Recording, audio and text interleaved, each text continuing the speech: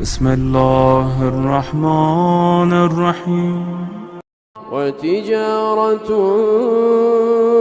تخشون كسادها ومساكن ترضونها أحب إليكم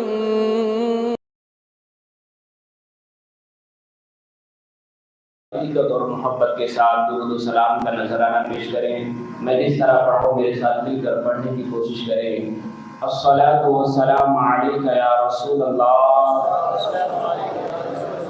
الصلاۃ والسلام علیک یا نبی اللہ،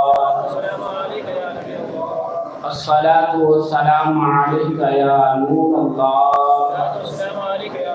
صلی اللہ تعالی علیہ وسلم. میرے پیارے آقا صلی اللہ علیہ وسلم کے پیارے دیوانوں، کربلا کا بیان آپ حضرات نے بڑی تفصیل کے ساتھ بہت ساری باتیں آپ نے سماعت کی ہیں اور ہمیشہ سماعت کرتے رہتے ہیں. آج جو میرا موضوع ہے، جس بات پر میں آپ حضرات کے سامنے جس بات پر روشنی ڈالنا چاہتا ہوں،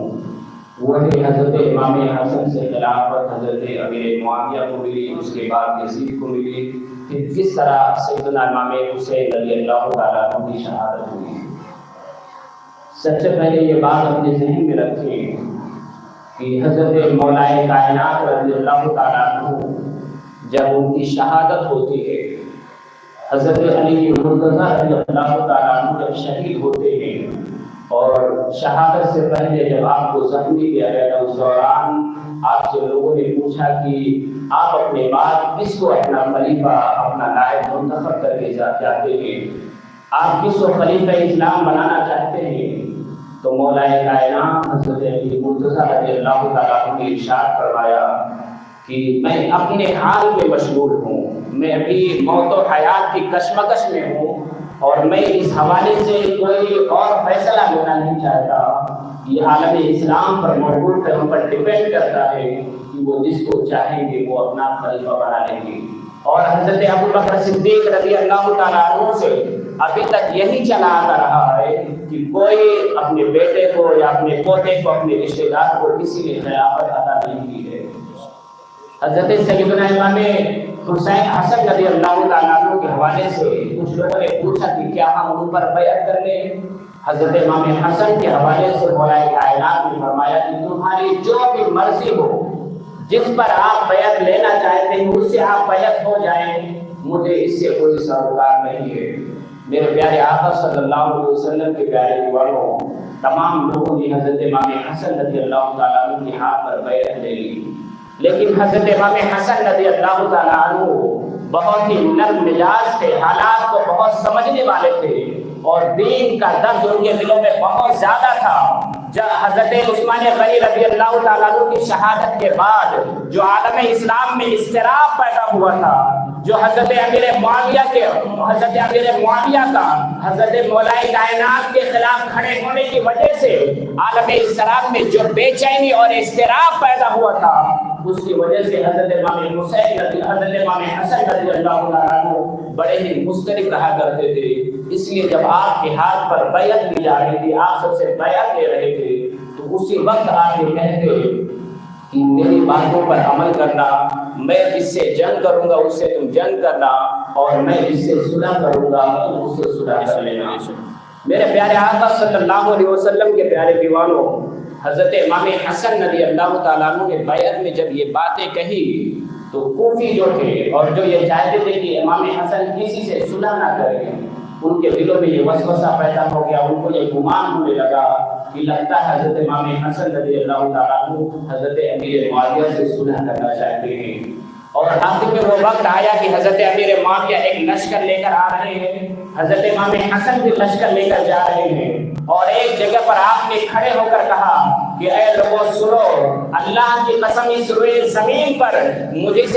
کسی سے کوئی بغض و عداوت نہیں ہے، مجھے کسی سے کوئی نفرت نہیں ہے. میں چاہتا ہوں تو صلح و امان چاہتا ہوں، میں اتحاد و اتفاق چاہتا ہوں۔ اور جب آپ نے اس طرح کا بیان دیا لوگوں کے سامنے تو جو آپ کے مخالف تھے، جو آپ ہی کے فریق، آپ ہی کی جماعت میں تھے، لیکن ان کا منشا یہ تھا کہ حضرت امام حسن کسی بھی طرح سے صلح نہ کرے، ان لوگوں نے حضرت امام حسن کے خلاف ہی فتوے کر دیے۔ اس بیان کی وجہ سے ان لوگوں نے حضرت امام حسن پر کفر کا فتویٰ لگا دیا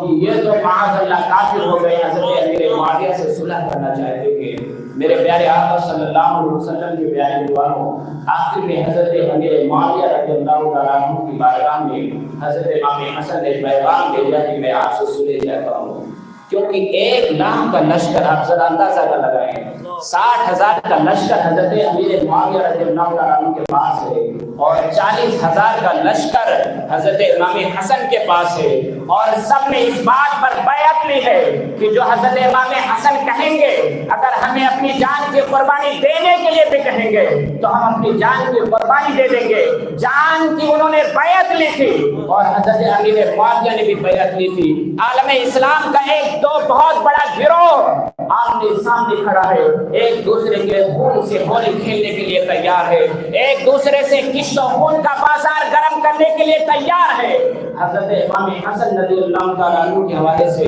میں نے پہلے ہی بتایا، بہت وہ نرم مزاج تھے اور خون خرابے کو پسند نہیں کرتے تھے۔ جب آپ نے یہ حالت دیکھی،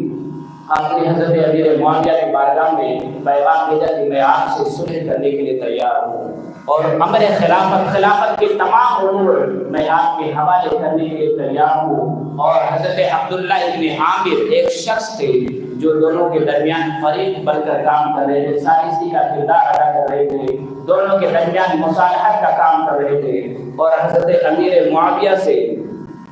ایک بات میں یہاں پر آپ حضرات کو اشارہ دینا چاہوں گا کہ کچھ لوگ ہیں جو کہتے ہیں کہ حسنین کریمین حضرت امام حسن اور حضرت امام حسین کی جو لڑائی تھی یزید سے حضرت امام حسین کی، وہ سیاسی لڑائی تھی، وہ اقتدار چاہ رہے تھے، وہ غلبہ چاہ رہے تھے، وہ حکمرانی چاہ رہے تھے۔ آپ ذرا اندازہ لگائیں کہ حضرت امام حسن رضی اللہ تعالیٰ عنہ جب خلافت حضرت امیر معاویہ کو سپرد کر رہے تھے، اس وقت حضرت عبداللہ ابن عامر نے اپنی طرف سے یہ شرط لگائی تھی، حضرت امیر معاویہ سے انہوں نے اس شرط پر ان کو راضی بھی کیا تھا کہ آپ کے بعد خلیفہ حضرت امام حسن ہوں گے، آپ کے بعد خلافت کی ذمہ داری ان کے حوالے کی جائے گی۔ اور حضرت امیر معاویہ راضی ہو گئے۔ حضرت امیر معاویہ کے دل میں حضرت امام حسن کی اتنا ادب اور اتنی تعظیم، اتنی عزت پیدا ہو گئی کہ انہوں نے حضرت امام حسن کی نیک نیتی کو دیکھ کر کہتے ہیں کہ حضرت امام حسن کی نیت بہت اچھی ہے، ان کا ارادہ بہت اچھا ہے، اس لیے انہوں نے ایک سادہ پیپر پر سائن کر کے دیا اور کہتے ہیں کہ آپ کو جو بھی شرط لگانی ہے آپ وہ شرط اس میں لکھ دیں، ان تمام شرطوں کو ہم ماننے کے لیے تیار ہیں۔ میرے پیارے آقا صلی اللہ علیہ وسلم کے پیارے دیوانوں، بہت ساری شرائط ان میں تھی، ایک شرط یہ تھی کہ حضرت امام حسن حضرت امیر معاویہ کے بعد خلیفہ ہوں گے۔ اس شرط سے حضرت امام حسن نے انکار کر دیا اور فرماتے ہیں کہ اگر مجھے خلافت، اگر میری خواہش ہوتی، اگر میں خلافت کا طلبگار ہوتا تو ابھی تو میں خلیفہ ہوں، مجھے خلافت امیر معاویہ کو حوالے کرنے کی ضرورت کیا ہے؟ میں انہیں خلافت کیوں دوں گا؟ مجھے خواہش نہیں ہے خلافت کی، میں صرف اور صرف امت کے درمیان اتحاد چاہتا ہوں۔ اور اس شرط کو حضرت امام حسن رضی اللہ تعالیٰ عنہ نے معاہدے میں سے نکلوا دیا کہ مجھے خلیفہ بننے کی، امیر المومنین بننے کی کوئی خواہش نہیں ہے، اگر میری خواہش ہوتی تو امیر معاویہ کو میں کیوں دیتا، میں ان کو خلافت ان کے حوالے کیوں کرتا۔ حضرت امام حسن رضی اللہ تعالیٰ عنہ نے بہت شرائط کے ساتھ ان کے ساتھ صلح کی، ان کے ہاتھ پر بیعت کر لی۔ بیعت کرنے کے بعد جیسے ہی آپ نے شرائط پر اور اس عہد نامے پر آپ نے سگنیچر کیا، آپ نے سائن کی، حضرت امیر معاویہ کہتے ہیں کہ اے ابو محمد، حضرت امام حسن رضی اللہ تعالیٰ عنہ کا لقب ابو محمد تھا، وہ کہتے ہیں اے ابو محمد آپ سے پہلے میں نے آپ کی طرح جری اور بہادر انسان کسی کو نہیں دیکھ رہا ہے. آپ نے جو جرأت مندی اور بہادری کا مظاہرہ کیا ہے یہ تاریخ اسلام ہمیشہ اس کو یاد کرے گی. اور جب آپ نے بیعت کر لی حضرت امیر معاویہ کے ہاتھ پر، لوگوں نے کہا آپ لوگوں کے درمیان ایک بیان دیں. حضرت امام حسن نے کہا کہ اے امت مسلمہ، اے لوگوں سنو، میں حضور علیہ السلام کی امت میں اختلاف و انتشار پسند نہیں کرتا ہوں. میں کبھی بھی اس بات کو گوارا نہیں کر سکتا کہ میرے جد امجد کی امت میں اختلاف و انتشار پیدا ہو. میری تو خواہش ہے کہ سب متحد ہو، مسلمانوں کی جان مال عزت آبرو محفوظ ہو، اور اس لیے میں نے خلافت حضرت امیر معاویہ کو دے دی ہے. اور ایک بات سب کان کھول کر سن لے، اگر خلافت حضرت امیر معاویہ کا حق تھا تو خلافت ان تک پہنچ گئی ہے، اور اگر خلافت میرا حق تھا تو میں نے حضرت امیر معاویہ کو بخش دیا، ان کو عطیے کے طور پر دے دیا.